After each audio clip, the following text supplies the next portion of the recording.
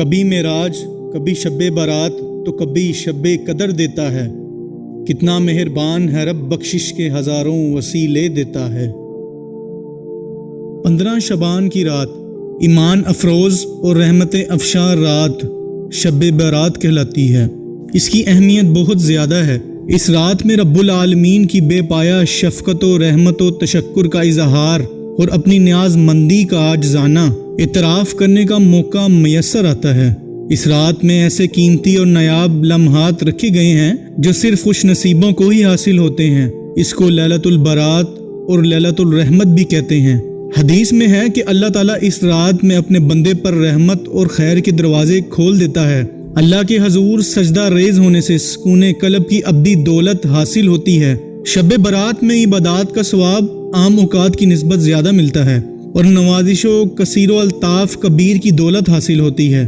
اس رات میں گناہوں سے توبہ کرنے والوں کے لیے بخشش کی یقینی بشارت ملتی ہے، کیونکہ یہ قید و عذاب سے آزادی کی رات ہوتی ہے اور اللہ تبارک و تعالیٰ اپنی تمام تر عنایات کے ساتھ اپنی مخلوق پر توجہ ہوتا ہے، سوائے مشرکوں، قاتلوں، ماں باپ کے نافرمانوں، شرابیوں، جواریوں، جادوگروں، کینہ پروروں، زانیوں، سود خوروں اور ذخیرہ اندوزوں کے دوسرے گناہوں کی بخشش ہوتی ہے۔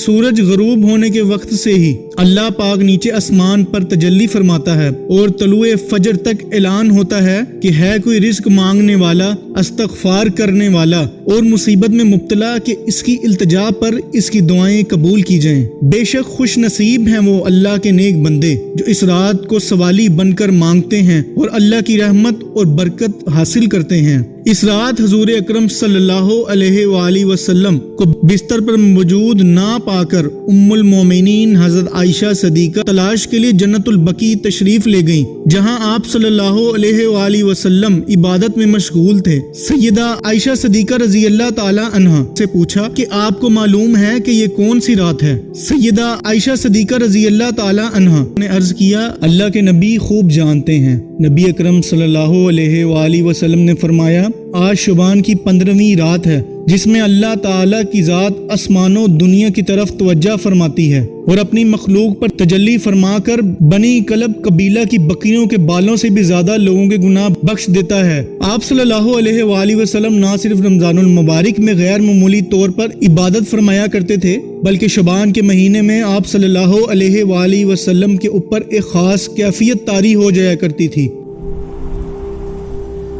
حضور اکرم صلی اللہ علیہ وآلہ وسلم کا ارشاد ہے، رمضان اللہ کا جبکہ شعبان میرا مہینہ ہے۔ اس ماہ کی 15ویں تاریخ کو رات کو جاگ کر عبادت کرنے اور ان کو روزہ رکھنے کی بہت اہمیت بیان فرمائی گئی ہے۔ حضرت عائشہ صدیقہ رضی اللہ تعالی عنہا اور حضرت ام سلمہ فرماتی ہیں کہ رمضان کے سوا سال کے باقی 11 مہینوں میں شعبان ہی وہ مہینہ تھا جس میں حضور اکرم صلی اللہ علیہ وآلہ وسلم سب سے زیادہ روزے رکھا کرتے تھے، اور آپ صلی اللہ علیہ وآلہ وسلم کا یہ عمل گہرے روحانی تعلق کی بنا پر تھا۔ آپ صلی اللہ علیہ وآلہ وسلم نے اپنی امت کے مسلمانوں کے لیے اس کو سنت اس لیے قرار نہ دیا کہ رمضان کے فرض روزوں کے ساتھ شعبان کے روزوں کا اضافہ ایک بوجھ بن جائے گا۔ سرکار دو عالم صلی اللہ علیہ وآلہ وسلم نے فرمایا کہ ماہ شعبان میں لوگوں کے اعمال اللہ کے حضور پیش کیے جاتے ہیں۔ میں چاہتا ہوں کہ میرے اعمال جب پیش کیے جائیں تو میں روزے کی حالت میں ہوں۔ سبحان اللہ، یہ ارشاد اس ہستی کا ہے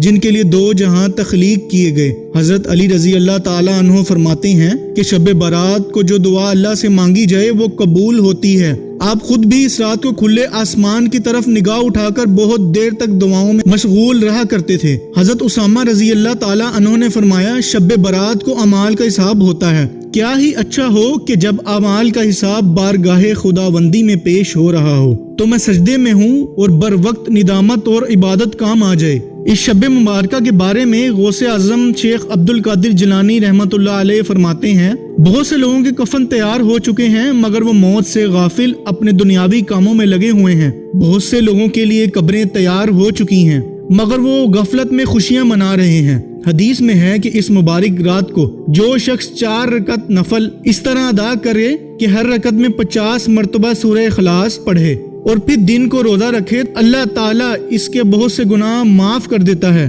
رحمت خداوندی بہانہ تلاش کرتی ہے کہ اپنے بندوں کو ایسے مواقع فراہم کیے جائیں جن سے ان کے اعمال میں اضافہ ہو اور گناہ کم ہو۔ ویسے تو ہر وقت ہر حال میں اللہ کی بندگی اور اطاعت کا نام عبادت ہے، تاہم شب برات کے قیمتی لمحات میں اس کی بندگی اور اس عبادت کر کے برکات و فیوز سے بہرہ ور ہونا اور مغفرت کی خاطر گڑ گڑا کر دعائیں مانگنے والوں کو نہ صرف ثواب حاصل ہوتا ہے بلکہ آخرت بھی سنور جاتی ہے۔ اللہ تعالیٰ کی ذات ہمیں اس رات میں عبادت کرنے اور اپنے گناہوں کی معافی مانگنے کی توفیق عطا فرمائے۔ ارشاد نبوی صلی اللہ علیہ وآلہ وسلم ہے، اس رات زندگی، صحت و تندرستی، روزی، توبہ، مغفرت جو چاہے مانگا جا سکتا ہے۔ اس رات اللہ تعالیٰ نیک نیتی سے مانگی جانے والی ہر دعا کو قبول فرماتا ہے۔ آئیے اس رات میں اپنے رب العالمین سے معافی مانگیے اور رحمتوں کا سوال کیجیے اور رحمتوں اور برکتوں کے لیے دعا کیجیے۔ اللہ تعالیٰ ہم سب پر اپنا رحم نازل فرمائے اور ہمارے ملک پر خاص رحم و کرم فرمائے۔ قوت عشق سے ہر پست کو بالا کر دے، دہر میں اسم محمد سے اجالا کر دے۔ اللہ نگہبان۔